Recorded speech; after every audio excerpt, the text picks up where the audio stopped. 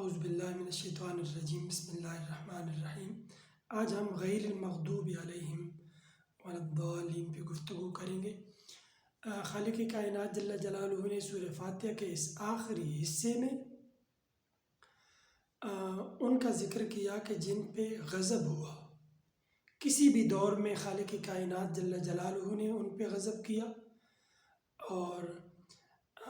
ان کا ذکر کر کے خالق کائنات نے فرمایا کہ تم مجھ سے جہاں صراط مستقیم مانگتے ہو کہ ہمیں صراط مستقیم سیدھی راہ دکھا، اس طریقے سے تمہارے اوپر لازم ہے کہ تم یہ بھی مانگو کہ مولا جن پہ کسی دور میں بھی تیرا غضب ہوا ہے یا جو اپنی صحیح راہ سے گم راہ ہو گئے ہوں، فرمایا ان کا راستہ ہمیں کبھی بھی نہ دکھانا۔ تو مغضوب علیہم کے اندر اور والضالین کے اندر فرق آپ سمجھیں کہ مغضوب علیہم جن پہ غضب ہوا، یہ نہیں فرمایا کہ کس نے غضب کیا، تو یہ ذکر نہ کرنا ان پہ غضب اللہ کا بھی ہے، اللہ کے رسول کا بھی ہے، مومنین کا بھی ہے، اور ان کے جو ماننے والے ہیں وہ بھی قیامت کے دن ان پہ غضبناک ہوں گے۔ اور مغضوب اس کو کہتے ہیں کہ جس کے پاس علم ہو، معلومات ہوں، وہ جانتا ہو لیکن پھر بھی وہ خرابی کرے، جاننے کے باوجود وہ بدعملی کرے، معلومات ہونے کے باوجود اور علم ہونے کے باوجود، مکمل علم ہے لیکن پھر عمل نہیں کرتا، ان پہ غضب ہوتا ہے۔ اور جو ضالین ہیں، اس کے پاس علم نہیں ہے، اس کی نیت ٹھیک ہے، اس کے ارادے ٹھیک ہیں، اس کا عزم ٹھیک ہے، مگر اس کے باوجود ضالین کی صفوں میں اس لیے شامل ہے، یہ اپنی صحیح راہ سے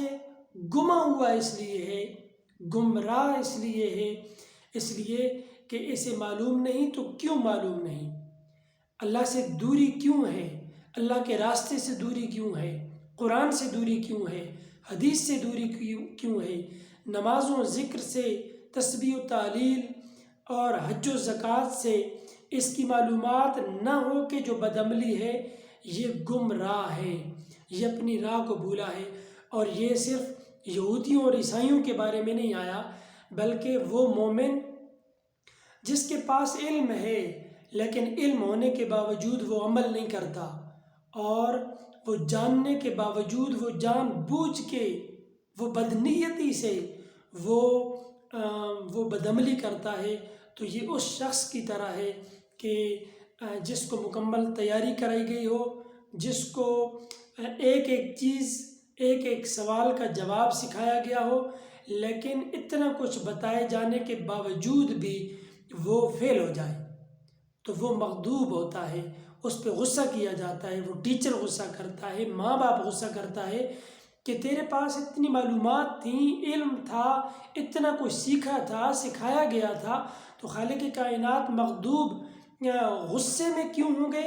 اس وجہ سے غصے میں ہوں گے کہ میں نے انبیاء بھیجے تھے، میں نے قرآن بھیجا تھا، میں نے محبوب علیہ السلام کے اقوال،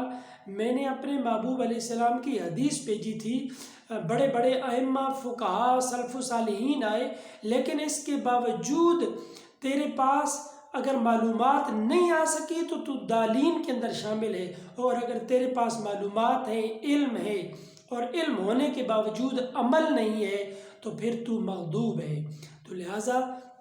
ہم خالق کائنات جل جلالہ کی بارگاہ میں سورہ فاتحہ کے اندر یہ دعا کرتے ہیں کہ اے مولا کرم فرما، فجر کے وقت بھی یہ دعا کرتے ہیں، ظہر، عصر، مغرب، عشاء کے وقت دعا کرتے ہیں کہ ہمارے جتنے بھی معاملات ہیں، روز مرہ کے معاملات، فجر سے ظہر تک کے معاملات، ظہر سے عصر اور عصر سے مغرب و عشاء تک کے معاملات، ہر رکعت کے اندر ہم یہ دعا کرتے ہیں کہ مولا جتنا بھی میرے پاس علم ہے،